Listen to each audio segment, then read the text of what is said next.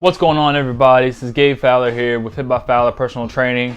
So listen, there's so much fitness advice out there, so much nutrition advice out there that I wanted to make this video to help people that are looking to get started in fitness or maybe trying to get back into it, that don't know where to start or don't remember how to start because there's so much advice out there. And now that you can kind of get information from anywhere and sometimes it's conflicting, you don't know which one to go with. So I'm here to help you today to sort out that advice. So stay tuned.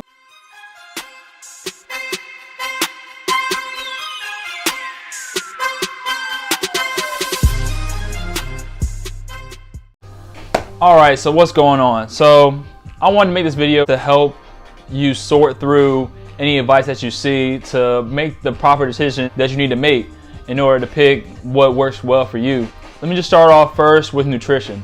Now, with all the diets out there and all the nutrition advice you can get online or just on TV, it's hard to figure out how you want to start because there's so many different ways you can, just based off of the different fads that are out there now, like keto and paleo and vegan and all these other ones. One is saying that they're the best and they see the best results, but then you go over and see another one that's completely conflicting with it and trying to say the same thing.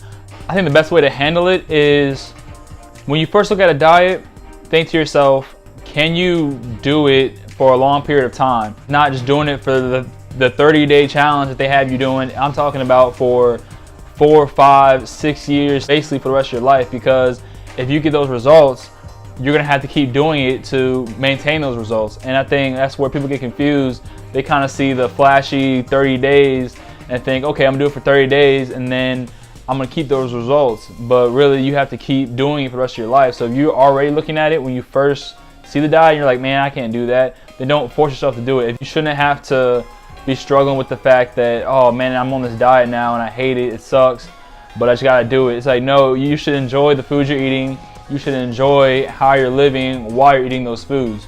Personally, for me, I don't like any diet that kind of restrict a certain macronutrient like carbs or fats.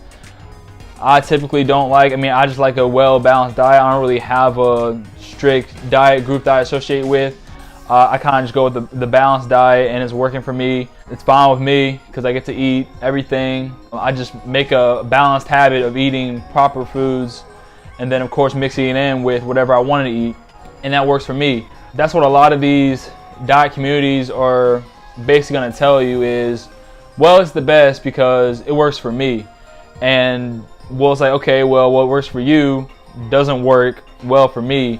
So yeah, it's the best for you, but is it going to be the best for me? And that's what you have to tell yourself, is just because this person got all these results on keto doesn't necessarily mean that you're going to get the same results on keto as well. And you have to be okay with that, and if keto doesn't work for you, then move on and find something different. There's all these different communities, and you might be thinking you're on keto and then someone turns around and is like, oh, that's not keto enough. But I'm sure that's how it goes, because all these people being in one group, eventually things start getting twisted and misunderstood and that sort of thing. So yeah, if you can't picture yourself doing it for the rest of your life, then don't even worry about it. So when someone comes up to you and says, oh, you should definitely be doing this because this is what works, or this is best. Best in fitness and nutrition is one of those words you honestly just shouldn't use, because what's best for somebody is going to be different between each individual person. Sure, there's more, you can use the word like optimal based on things like science.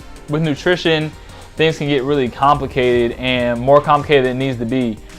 Basically, what these different diets are doing is they're restricting your calories by restricting a certain macronutrient. So one is restricting fats, one is restricting carbs.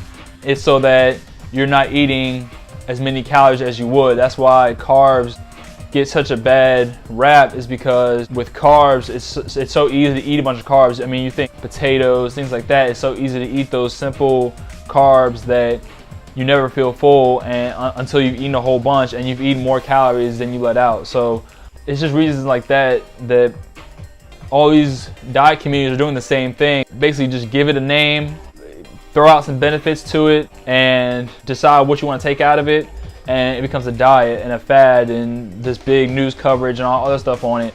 So that's just my opinion on them. Like I said, I'm sure there's gonna be people that will tell you the complete opposite of why theirs is better than this one. So why not just do something that you feel is good for you and that you don't have to completely cut out a certain type of food. If you're not enjoying the food you're eating, if you like to eat cake and ice cream and this diet is telling you're never gonna have cake and ice cream again, then move on. Go on and do it. And don't feel guilty about it. Don't feel like just because you're not on this new diet that your friend's doing or your cousin's doing or your mom's doing that you're not gonna get results now. As far as exercise, I think again it's the same situation as people are making it way more complicated than it is, and I guess it's because of social media, because everybody's trying to be fancy and do crazy workouts that probably cause more harm than anything. I mean, exercise is just really simple. It's just getting active. I mean, especially if you're starting off. For those of you starting off, just get out there and do something. Just go out and go for a walk for 10 minutes in your neighborhood. Do it once a day. Start off there. Then go do some push-ups in your room. Reach a certain number, and then every week just increase that amount of push-ups that you can do. You can do it with squats, do it with lunges. Just start simple. I think a lot of times people are confused as far as exercise and what's the best workout and what's the best sets, reps when it comes to the gym. It's like at some point it just comes down to doing it. I mean, if you're stuck on watching tons of videos on how to do it and you're just still stuck and you haven't started yet and it's like day 3 and you still haven't started, what you need to do is close the computer, go out and do something. Just pick whatever routine that you last saw and just go out and do it and stick to it. Give it about 4 to 6 weeks, come back, see your results. If you don't get the results you liked, move on to something different. If you actually making some progress, which most likely you will, if you stuck to it and it's a pretty decent program, then keep going with it or advance to the next step of the program. You can do a shoulder press with kettlebells. You can do a shoulder press with dumbbells. You can do a shoulder press with barbells. I mean, there's so many different equipment choices that you can use for just one exercise. You can use the Smith machine. Some people do that. The important thing is just going out and doing it. And then after a while, once you've really gotten into the flow of it, then you can start adding on these more different varieties. And another thing about variety is that just because it's unique and different doesn't mean that it's necessary or even beneficial. Some exercises that I feel like you just don't need at all, and they end up hurting people more than they do helping people. You get stuck on different things like that and you feel like, man, there's so many exercises, which one do I do? And which one's the best? I literally looked up on YouTube, what's the best exercise routine? And the result that I got from a lot of credible people was that it's just the one you stick to. So I'm just basically telling you the same thing. And of course, again, it's the same thing like with nutrition. People are gonna say, well, this works because this is the best for me and I've seen, and look at me now. Well, it worked for you, man, but might not work for me, might not work for the person next to me. So listen, don't make it more complicated than it is.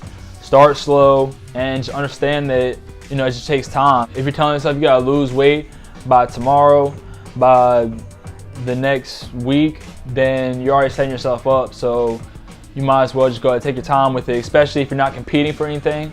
What's the point of forcing progress when you don't have to? So I think that's really important when thinking about fitness.